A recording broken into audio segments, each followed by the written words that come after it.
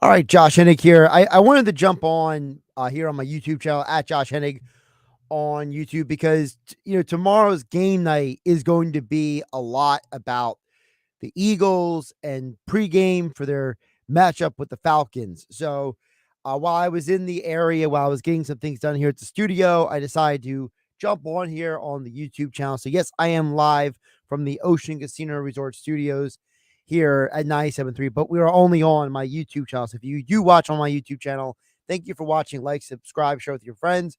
I just want to give a quick recap before Sunday Night Football kicks off. Some quick thoughts from the day because a lot of interesting weekend thoughts from the NFL, and I won't be able to get to all of them on Monday's edition of Game Night on 97.3 ESPN on my normal air shift. So here we go. A couple quick things. One, I don't know what it is with the Dallas Cowboys and their inability to now win games at home, but they have now done something that's never been done in their franchise history. They've given up more points in back-to-back regular season and playoff games more than any time in their franchise history. There is no way you can tell me that the New Orleans Saints are that much better than the Dallas Cowboys, okay? They are not a 44-19 team. They're just not. And I don't understand for the life of me what is going on with this Dallas team. It makes absolutely no sense to me. There is no reality, no scenario, no nothing where that outcome makes sense. I think that there is either something wrong with how this team prepares, or there is something wrong with just the coaches or something, because someone's not buying in here. Someone is not. I mean, I'm watching this game at Duel's Poorhouse in Tuckerton, where we're going to have our Eagles watch party next Sunday. And I just keep thinking, how does a team with that level of talent, right? How does a team with all of those players on their team, guys like Micah Parsons and DeMarcus Lawrence and all these guys, how do they get completely trashed after a week before they dominated? They completely dominated the Browns on the road last week. So how does a team, and I'm not even talking about the offense. The offense is not even the question right now. This is a team with all pro and Pro Bowl caliber players. Trevon Diggs, Micah Parsons. Again, all pro, some of the best in the league. DeMarcus Lawrence. These are some of the best players in the league. And they got other talent like Linval Joseph and Jordan Lewis and Eric Kendricks. Like, it's not like it's a bad defense. You gave up 35 points in the first half. How does that even happen? And look, the issues with the offense is a completely other conversation, because I think the offense was pressing because the defense did so poorly. I think the offense felt pressure on them to execute because the defense played poorly. But I'm just telling you guys, when I look at that Cowboys score, I'm looking at a game that score doesn't even tell you the whole story.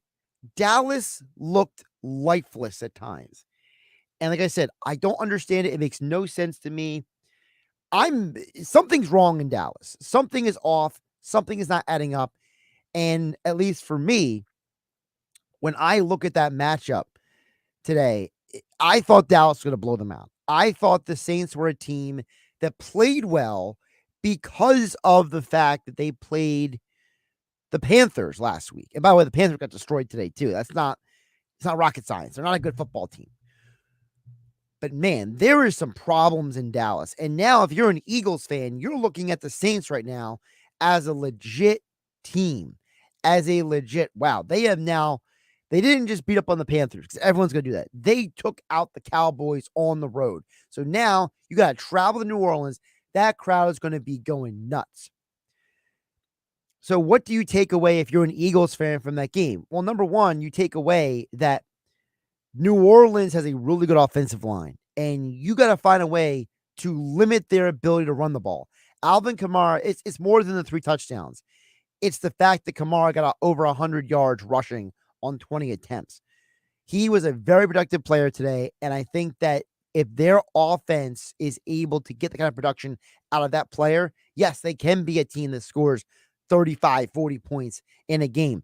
So you got to find a way to stop Alvin Kamara from having that impact on that game. And if you're Dallas, go back to the drawing board. Whatever you thought you were doing going into this game, it didn't work.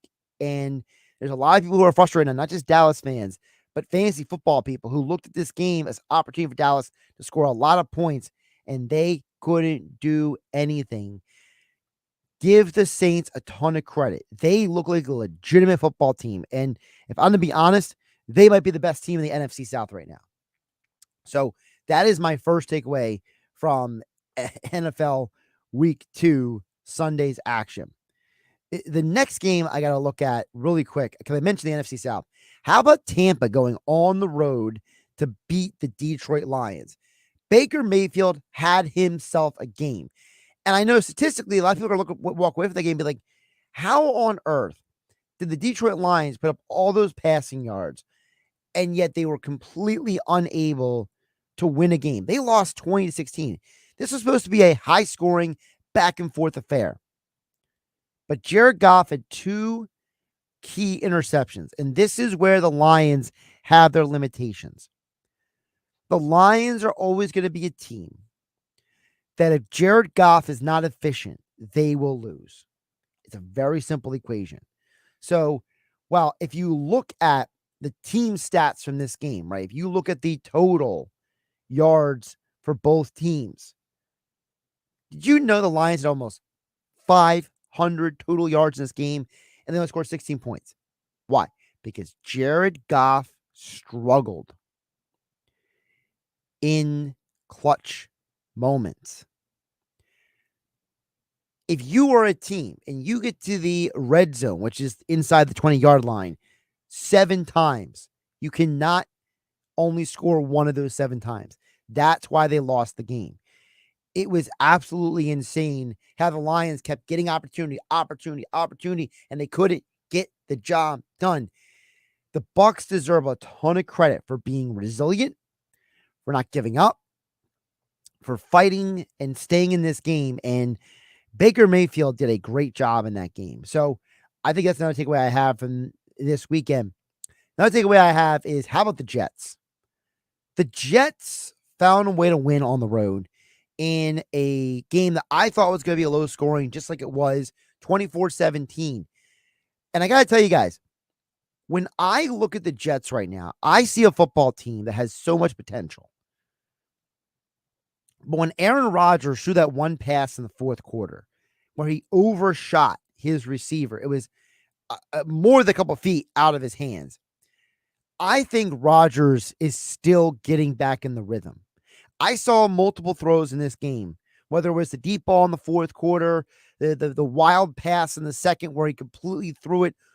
He almost took out the linesman at the first down marker. The guy holding the first down marker, he almost took him out with a pass. Rodgers' velocity is there. His arm strength is there, but the timing is not there. And I'm telling you guys right now, if the Jets and Aaron Rodgers can get this figured out, he is going to have an incredible year, and the Jets are going to be a playoff team. You watch what happens with that team. Can we talk about San Francisco? Because I kept looking over at this game, trying to understand what was going on. I was completely confused.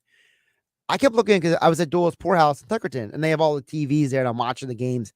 And I kept looking over at this game, and I'm thinking, why is San Francisco having trouble with the Vikings?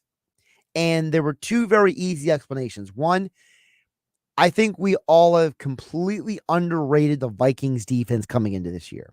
I'm one of them. I'm one of those people who completely underrated the Vikings defense.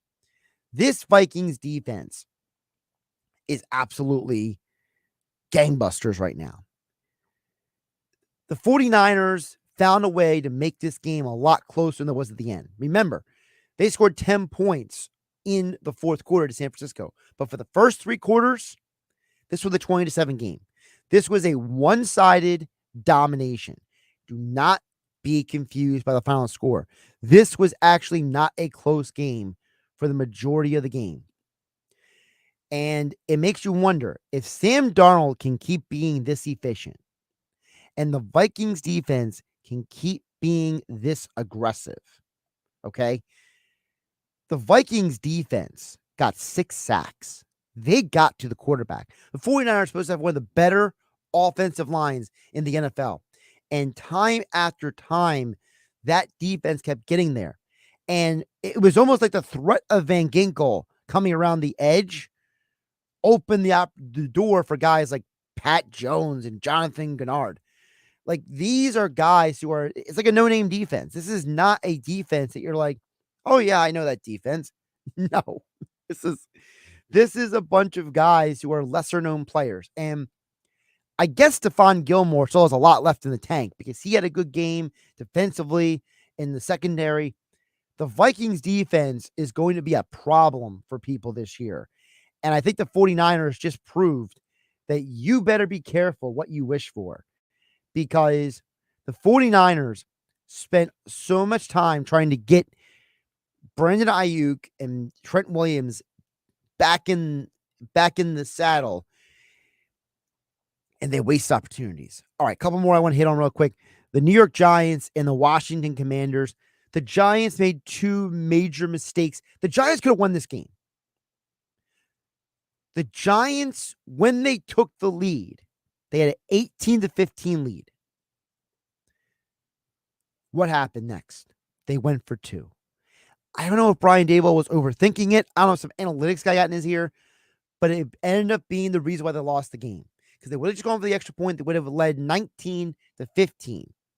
It would have forced Washington into a situation where they could not just score a field goal to tie the game. But they did. So the game was tied. Well, the Giants got another opportunity when it was 18-18. 4th and 4. Could have kicked the field goal. What did they do? They went for an ill-advised 4th down. And I'm telling you guys, those 2 decisions, this could be part of the reason why Brian Daboll loses his job. Because Daboll made 2 horrible decisions as a head coach in this game. He should have gone for the regular extra point. He should have gone for the field goal. You could have gone to overtime against Washington. Instead, you lost 21-18. And by the way, the game was in New York. Sorry, it was in Washington. You could have won a road game. You could have found a way to win a game on the road that no one expected anything of you. And Washington outplayed you in so many areas. And the coach cost them the game. I'm telling you guys, if they lose any more this year to the Giants, Daboll is getting fired. The GM might get fired too. And you got to start wondering, if you're the Giants, what are you going to do moving forward? All right. So those are a couple things. I want to get also the Bengals-Chiefs game was an incredible back and forth. But my 2 biggest takeaways from that game are, number one, I don't understand what the thinking was in this game, because going into the second half, this was a 1-possession game, right? This was just a 16-10 lead for the Bengals. The Bengals had a chance to win this game. They let Kansas City inch back into this game. And it was almost as if when Jamar Chase lost his cool with the ref late in the fourth quarter, it was almost like that was an explosion of something going on with the Bengals. The Bengals should have and could have won this game. But it was almost as if whatever's going on with Jamar Chase, you saw Joe Burrow slam his helmet on the sideline as well in the game. There's something going on in that locker room. And I'm starting to wonder, is there a shaky foundation with the Bengals? Because the Chiefs look like a team that believed the entire game. Yeah, we're losing, but we can win this game. Yeah, we're losing, but we can win this game. We just got to stay in it. We got to keep fighting. We got to keep fighting. They looked like the team, the Chiefs, that was resilient. This is not 2 straight weeks that in a game, the Bengals had chances to win and they couldn't. And this is the second straight week the Chiefs look like a team that maybe was not their best, but they stuck with it and found a way to win. You got to give them a ton of credit. Hard running by Isaiah Pacheco. Patrick Mahomes not letting the interceptions get to him. He was like a relief pitcher who has a bad outing and says, forget it, moving on to the next one. And he had to find guys not named Travis Kelce be successful. Kelce had a nothing game. He was an invisible nothing in this game. But guys like Rashee Rice, Isaiah Pacheco, they had clutch moments in this game. And how about the Chiefs defense? The Chiefs defense, they didn't have a great first half. We all know that. They gave up 16 points the first half. But in the second half, they locked down. And you saw how the Chiefs defense started to frustrate the Bengals. They started to get in their face, started to disrupt them. They started to take them out of their rhythm. And by the end of the game, the Chiefs defense looked like the better team. And if I'm the Bengals, I'm starting to worry, what is going on in my locker room? Why is my team unable to win games I should be winning? Why am I taking advantage of opportunities? Third and short, second and short. Opportunities are right in front of you to win the game. You're not getting them.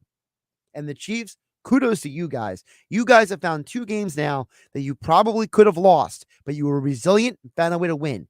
And I think the Chiefs, they're vulnerable, right? They're weak. They are not a dominant force of nature, but they found ways to win, and they deserve a ton of credit.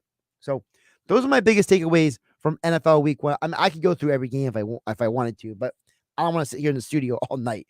So I want to hit on as well college football Week 3 because this was a wild Saturday of action. And like I said, I'm just going to stick to the Saturday games because there was so much that happened on Saturday. So we're just going to run through a couple of my key thoughts from Saturday in college football because like I said, I'm not going to be able to get a chance to get to all of this on game night, Monday night at 6 p.m. on 97.3 ESPN FM. Josh Hennig. I'm live here in the Ocean Casino Resort Studios. Thank you for watching on my YouTube channel at Josh Hennig. Like, subscribe, share with your friends if you like these little weekend recaps that I'm doing. It's about 8:30 on Sunday night. So I'm going to try to hit on a couple of these more points before I get out of here. So in the college football world, oh boy, I don't know what's wrong with Georgia. Georgia looked like a juggernaut the first 2 weeks. They destroyed Clemson. They were dominant. And then they go to Kentucky and they barely win 13-12. After Kentucky was completely dominated week before by South Carolina.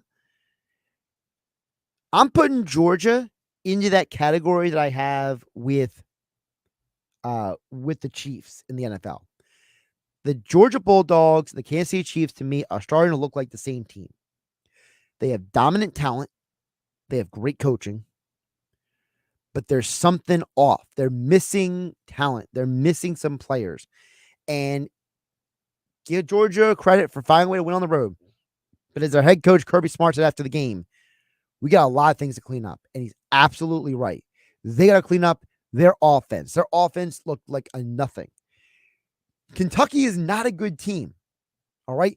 Kentucky, like I said, they got destroyed last week at home by South Carolina. We'll get to South Carolina in a minute because that game was incredible.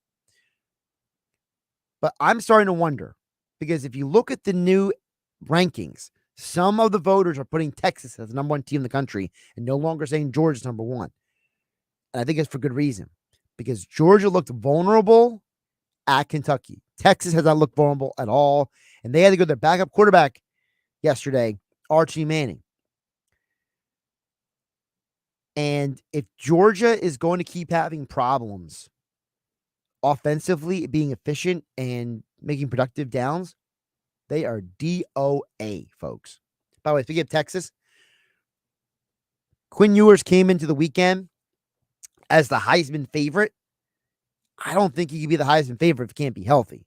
Strained abdominal muscle. No further word if he's going to play next week or not, but Arch Manning looked incredible coming in for him. Arch Manning looked like everything we thought he was going to be. Every prognosticator, every analyst, everyone who studies like guys coming out of high school and college. This dude looked like that man and more. He was incredible. He just ran all over UTSA, throwing and running the ball, throwing the ball. He was incredible. Texas not going to miss a beat without Quinn Ewers right now. Because when you look at Texas' schedule right now, long term, what is Texas' schedule? Well, Texas has a chance, even if Quinn Ewers misses some time, to go on a run. Because next week, they got University of Louisiana Monroe. That's a win. Got Mississippi State. That's probably a win. Their next threat of game is October 12th. You could argue they don't need Quinn Ewers until October 12th. And even in that game, that's bedlam. That's a rivalry game. And if Quinn Ewers can take 2 weeks off and come back for Oklahoma, they'll be just fine. They will go into that game undefeated. And by the way, that's when the schedule gets tough because they got Oklahoma and Georgia back-to-back weeks. After those 2 weeks, Texas has to wait until November 30th for a tough game. So realistically, Texas only has 3 more difficult games on their schedule. There's a realistic chance they go undefeated or only lose 1 game down the stretch. And if they can take the next 2 weeks, say, Quinn Ewers, we'll need you, man. Take some time off. Who cares about the Heisman? Get healthy. We can win a national championship. They might have to do that. Disappointing game, Alabama, Wisconsin, by the way. Alabama wins 42-10 on the road. The starting quarterback for Wisconsin, Tyler Van Dyke, he was injured in the first quarter. Wisconsin had no chance to come back in that game. Absolutely disappointing, absolutely deflating for a player in Van Dyke who had looked really good. Now he's on crutches. He's going to miss multiple weeks, they're saying. Alabama, big win on the road, but that gets back to the Heisman conversation. Jalen Milroe just stole the favorite status from Quinn Ewers. Quinn Ewers is going to miss the next 2 weeks. And now, when you look at Alabama's schedule down the stretch, you're talking about an Alabama team that if Jalen Milroe can play well in the Georgia game next week, it's a huge showdown. All right, next Saturday night.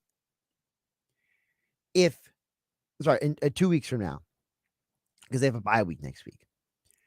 If Jalen Milroe can deal with Georgia, they got some stumbling points. Does Alabama on the schedule, but Milroe has opportunities on the biggest stage against Georgia, against Tennessee, against LSU, where if he plays well, he can win this Heisman Trophy this year.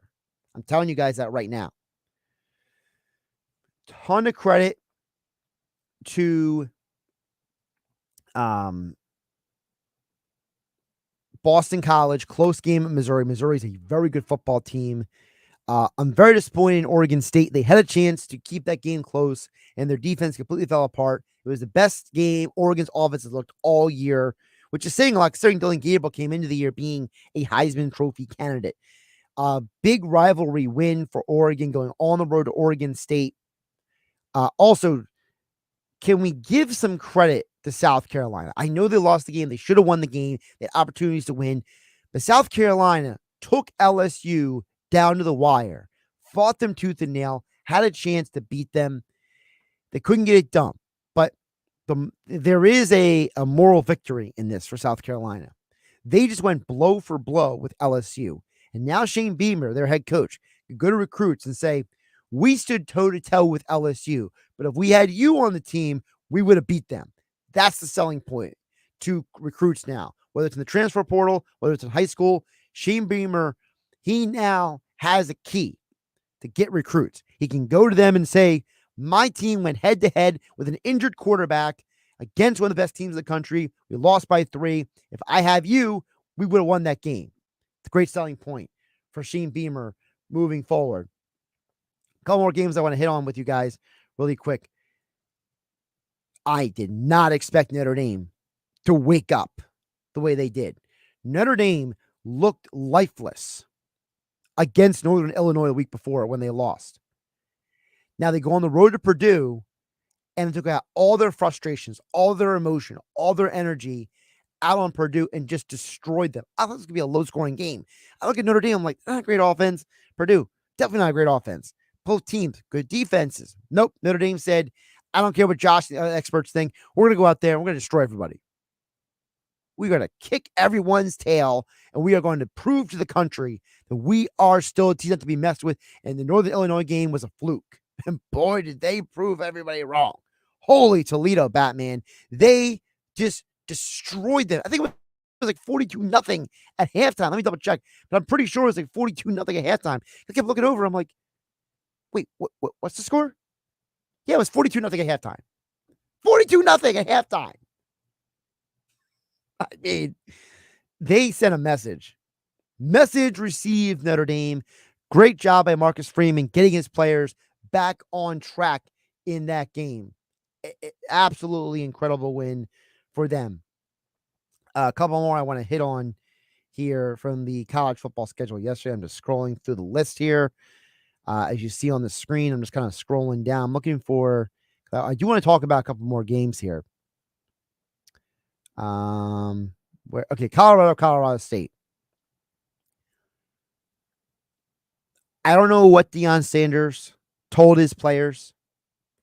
I don't know what Pat Shurmur said to these kids leading up to this game. This game was not supposed to be lopsided. This game was not supposed to be the domination that it was. Everyone went into this game thinking that Colorado State, who played Colorado close last year, was going to come into this game and be able to do some of what we saw Nebraska do. After I saw Colorado do what they did, I come away with two specific takeaways. Number one, I think Colorado is not as bad as we think they are. Because if Deion and Pat Shurmur and all these guys are such bad coaches, they wouldn't be able to coach them up to win this rivalry game as handily as they did. They dominated most of this game. I'm watching that game from start to finish pretty much.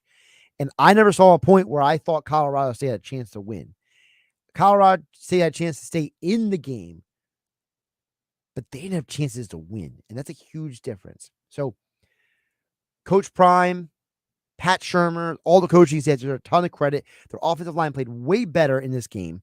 And Shedeur Sanders and Travis Hunter looked like superstars at times in this game. And it's just a shame that they're both going to be Heisman candidates at the same time. I think they are going to steal votes away from each other. There could have been a chance for either, I think, Travis Hunter or Shedeur Sanders to be Heisman finalists. Unless one of them separates from the other, there is no way that there is no way that Sanders or Hunter are going to win the Heisman. Right now, the Heisman front runner has got to be Jalen Milroe. Number 2 is Quinn Ewers if he can get back after a couple of weeks. And then Sanders and Hunter are going to be fighting with a couple other guys for that Heisman conversation. They're going to detract from each other. It's like when you have 2 MVP candidates on a team. People are going to argue so much of who's the more of the MVP candidate. It's going to take attention from one guy being the candidate. So it's a shame for those guys. But, man, the other common point I take away from Colorado beating Colorado State, how good is Nebraska? Seriously. Nebraska must be way better than anyone realized because Nebraska dominated them last week. And now Colorado handily beats Colorado State a week later. Is Nebraska back?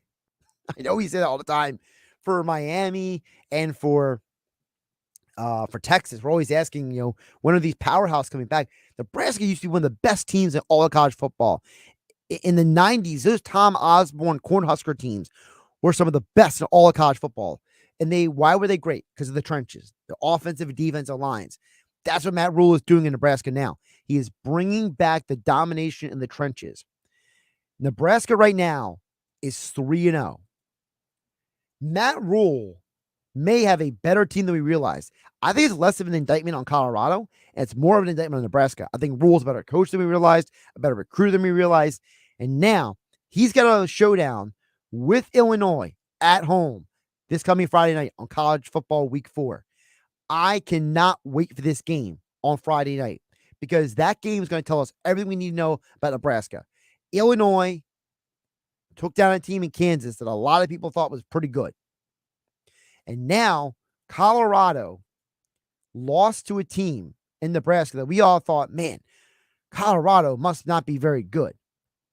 Well, like we saw in the NFL with the Saints. In the NFL with the Saints showed that they can beat the bad teams and the good teams. Nebraska is showing you maybe they're in the same category. And if they beat Illinois, who is also 3-0 on Friday night, Nebraska has an easy schedule. And when I mean easy, I mean easy. Okay? I'm going to pull up on the the screen for you guys here really quick on my YouTube channel. Thank you for watching here. It's my final point here. I thank everybody for watching. Like, subscribe, share with your friends. I just want to get you some of my thoughts on the football weekend. So here's Nebraska's schedule. Okay. They're 3-0 right now. This is the whole schedule for Nebraska. They got Illinois. That's the big test coming up. If they beat Illinois, see the rest of that schedule? Purdue, Rutgers, Indiana. That means that they could head into that game at Ohio State undefeated. And I don't think they're going to beat Ohio State. But if they proceed through this schedule, and let's say they lose at Ohio State, and let's say they lose at USC, just putting it out there, right? If they lose to both of those teams, but they win out, could Nebraska be in the college football playoff? A Nebraska team that is right now 3-0, and let's say they beat Illinois, Purdue, Rutgers, Indiana, UCLA. We don't know what's going on with the health of the quarterback in Wisconsin. That game is at Nebraska. It's not in Wisconsin. Let's say they beat Iowa, because Iowa's not a very good team this year. That means Nebraska could be 10-2 at the end of the season if their only losses are at Ohio State and at USC. Nebraska may be better than we all thought. Matt Rule could have a playoff team on his hands. I'm not saying going to win the national championship, okay? Because they're not going to beat the best teams in college football.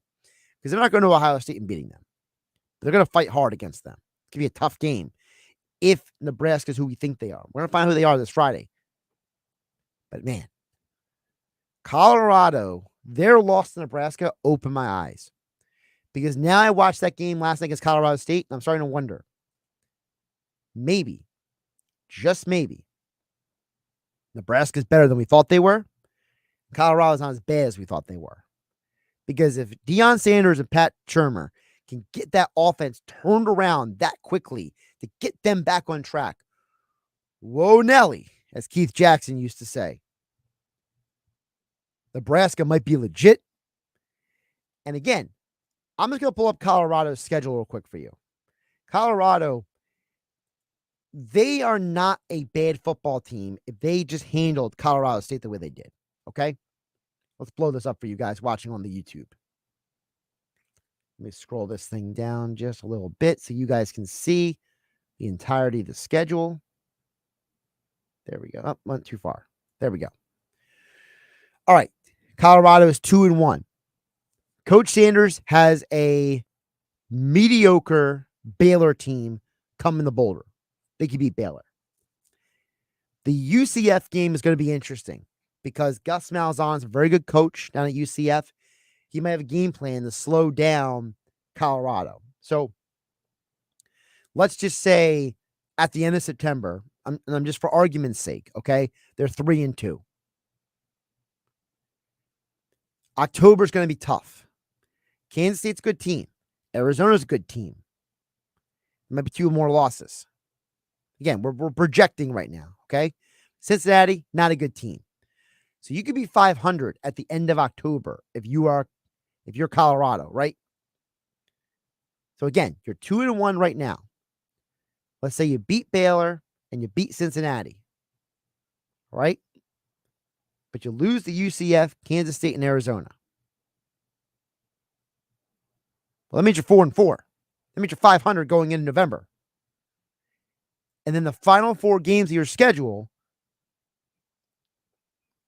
I don't know how you're winning some of those games, but sometimes confidence is a powerful thing. And if this team thinks they're better than they are, if they start coming around and they take care of business against Baylor, they play a close game against UCF and against Arizona, they beat Cincinnati, maybe go to Texas Tech and beat them too. Now, when you play Utah, when you play Oklahoma State, and you lose to them, it doesn't look like such bad losses. College football is a funny thing, folks. And sometimes you just need young men to believe. Belief is a powerful weapon. And I think Coach Sanders is going to have those young men believing. All right, I've been on here long enough. I want to go home. Thank you for tuning into my YouTube channel at Josh Hennig. Like, subscribe, share with your friends. I'll be back on tomorrow night on 97.3 ESPN FM and on 97.3 ESPN mobile app previewing the Eagles and Falcons game. I'll have Andy McNamara, host of the Sick podcast, as well as fantasy football analyst. We'll get his thoughts on the NFL weekend and the Eagles-Falcons game tomorrow on game night. And I'll be back on each night, 6 p.m. on 97.3 ESPN and right here on my YouTube channel at Josh Hennig. Thank you for watching. Have a great everybody. Enjoy Sunday Night Football between the right now it's the Texans and the Bears playing. I'll watch the replay later tonight. I can watch the replay. So I don't need to watch it live. I watch a lot of games on replay. I watch the Phillies games on replay all the time. I watch the Eagles. I rewatch Eagles games all the time. It's how I do what I do, folks. Take care, everybody.